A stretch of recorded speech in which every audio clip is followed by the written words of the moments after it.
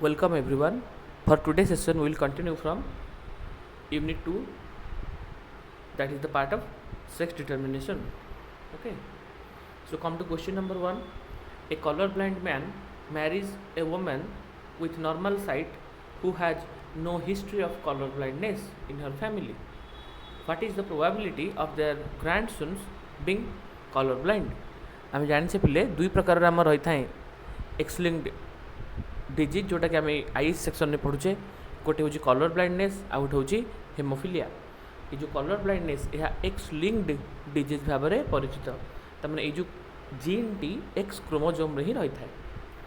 आम जाने पिले जदि गोटे एक्स लिंक्ड इनहेरिटेंस एम सब रिसेसिव टाइप इनहेरिटेंस ताने कौन हम जिते गोटे फिमेल दीटा जाक एक्स क्रोमोजोम आफेक्टेड हेबे दीटा जाक एक्स क्रोमोजोम म्यूटेशन हेबे ताहले आमे ताको कहिबा से फीमेल टी affected hitch that is colour blind women.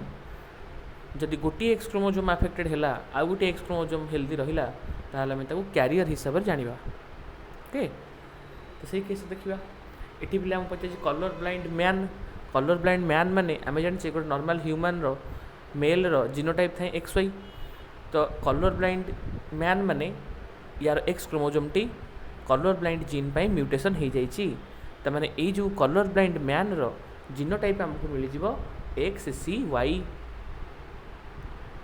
तो सी मैरिज करुँची गोटे वुमेन को जार कि हिस्ट्री रे भी किसी ना कलर ब्लाइंडनेस तमें ये आम पे सियोर हो जो वुमेन टी आमर नॉर्मल रही से यार जीनोटाइप नवा आम एक्स एक्स ताहले आम पुनेट स्क्वायर बॉक्स रे गोटे पटे एक्स सी वाई रखा आ गोटे पटे एक्स एक्स रखा ताहले भर गैमिट बाहर मेल रो एक्स सी आ गोटे बाहर वाई सेमती एक्स एक्स बाहर एक्स आउ एक्स ताहले आकु जब आम पकेबा आम पाइबा चारोटी आमर पॉसिबिलिटी पाइबा गोटे पाइबा एक्स सी एक्स गोटे पाइबा एक्स वाई आ गोटे पाइबा एक्स सी एक्स आ गोटे पाइबा एक्स वाई। ताहले एथिरे आमे जो दुईटी एक्स वाई पाइले एमाने समस्त हेले नॉर्मल।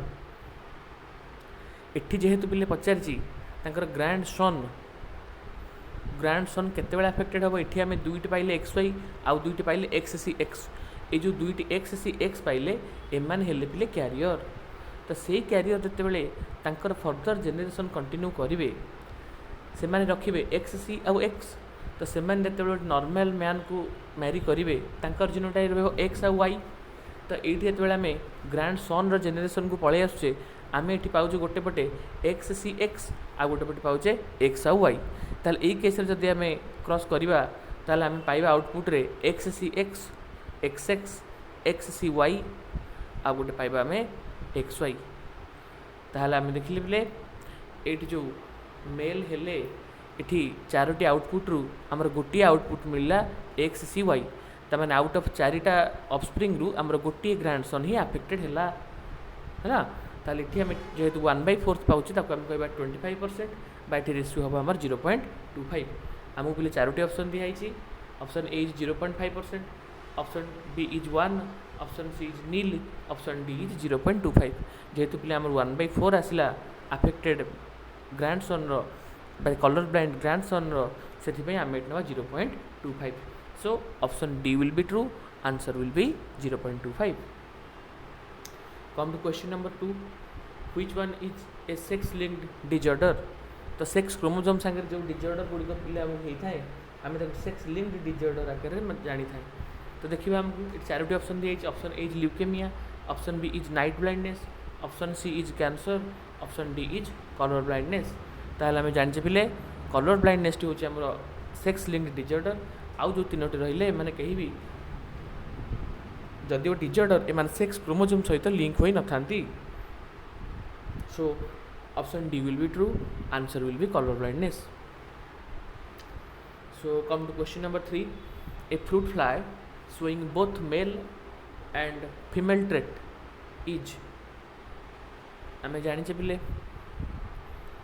जो फ्रूट फ्लाई बा जहाँ आम ड्रोसोफिला मेलानोगास्टर बोली कही थाए से ड्रोसोफिला मेलानोगास्टर जिते बड़े एम्ब्रियो मानकर डिफरेन्सीएसन होता है जो सेल्स गुड़िक तार ब्लास्टोमियर था से डिविजन बेले जदि अनइक्वाल डिविजन हो गला ताहले से फ्रूट फ्लायर अधा हाफ हो जाए मेल पार्ट आउ अधा हाफ हो जाए फीमेल पार्ट। तो से गोटे फ्रुट फ्लाई रे बोथ मेल आउ फीमेल क्यारेक्टर गुड़िक शो होता है।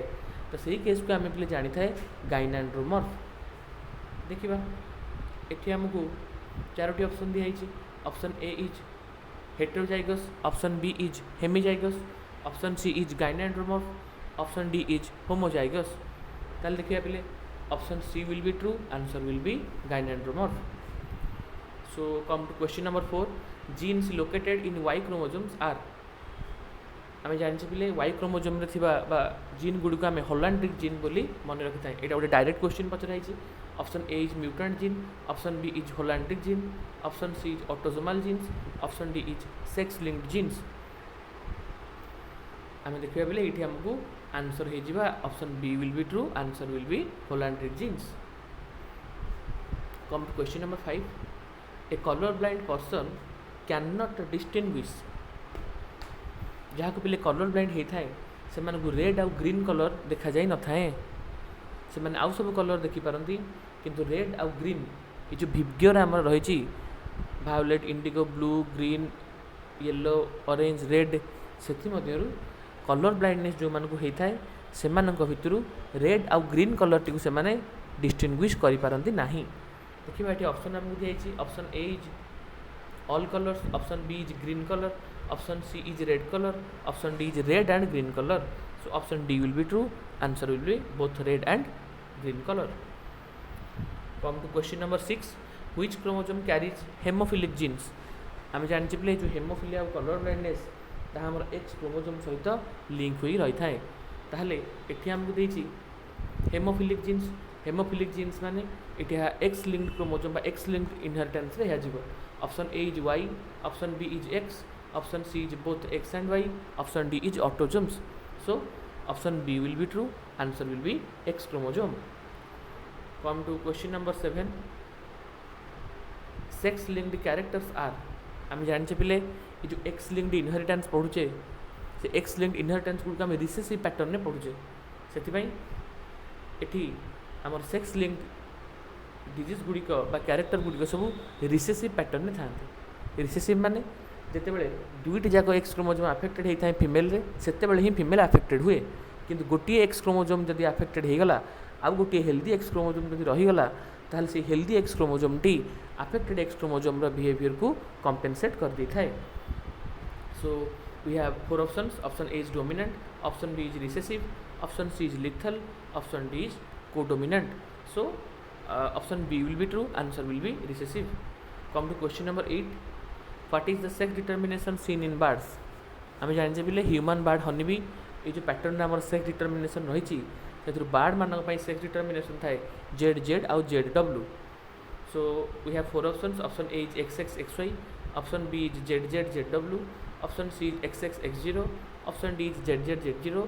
सो option B will be true, answer will be Z Z Z W.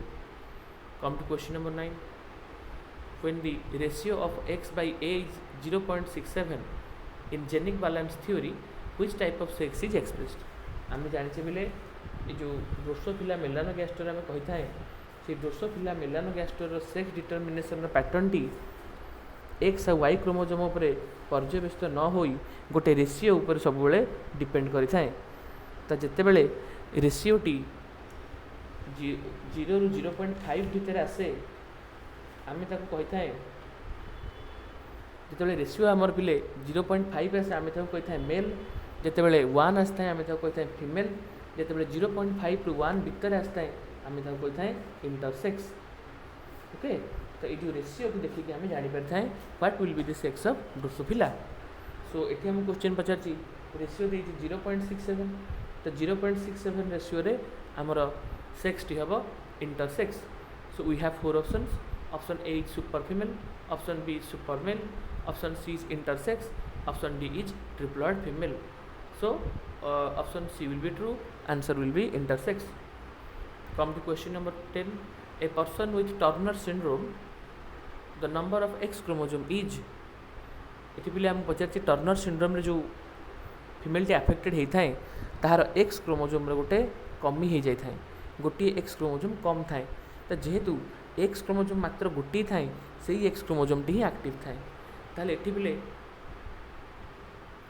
X chromosome जेहेतु गोटे थाए so we have 4 options A is 1, B is 3, C is 2 and D is 0. So option A will be true, answer will be 1.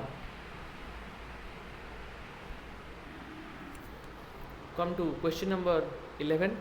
A Down syndrome will be आमे जानिछे पिले down syndrome T हमर autosome रे हेथाय तो instead of 44 autosomes आमे एठी 45 टा autosome पाई थाय so down syndrome पे जीनोटाइप रहिबो आइदर 45 प्लस XX और 45 plus XY we have 4 options option A is 45 plus XX option B is 44 plus XXY option C is 44 plus XXY option D will be 22 plus XY आम जानते पे down syndrome जेहेतु autosomes रे होता है तो ये कौन सी सेक्स क्रोमोजोम रे इफेक्ट पड़ी न थाए so answer will be 45 plus XX so option A will be true come to question number 12 the number of bar bodies present on Turner syndrome आम जानते पे जो बार बॉडी कॉन्सेप्ट आम जानी जेहतु ह्यूमन फिमेल रे दुईटी एक्स क्रोमोजोम थाए से गोटे एक्स क्रोमोजोम फंक्शनल थाए आउ गोटे एक्स क्रोमोजोम टी इनएक्टिव रही है से इनएक्टिव एक्स क्रोमोजोम टी कह जाए बार बॉडी तो जितेबाला गोटे फिमेल टर्नर सिंड्रोम रे अफेक्टेड होती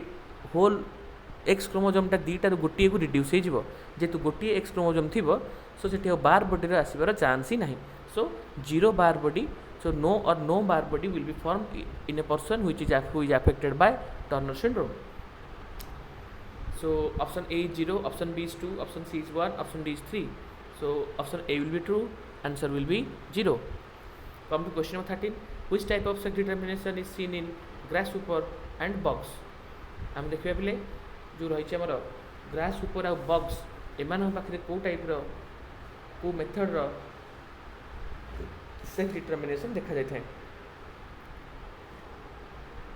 आम ए क्लीयर हो जाए पिले XX आउ XY यहाँ आम ह्यूमन मेल थाए ह्यूमन थाए ZZ यहाँ आम बार्ड थाए XX X0 टी आम ग्रासहोपर आउ बग्स मान थाए हाप्लोडिप्लो मेकानिजमटा आम हनी बी थाए so option C will be true answer will be XX and X0 come to question number 14 which type of sex determination is seen in moth and butterfly एथुरे आम पे ऑप्शन B C आउ D ये Charoti option आम clear हो जाए कहार so option A is there ZZ and Z0 so option A will be true answer will be ZZ and Z0 now come to question number 15 chromosomal theory of sex determination was given by ये जो chromosome को base करिकी जो क्रोमोजोमाल sex determination गुड़िक discover करा जाए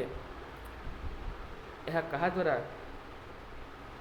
प्रथम describe करा आम क्वेश्चन पे ये पचार सो answer will be option C will be true answer will be Wilson and Stevens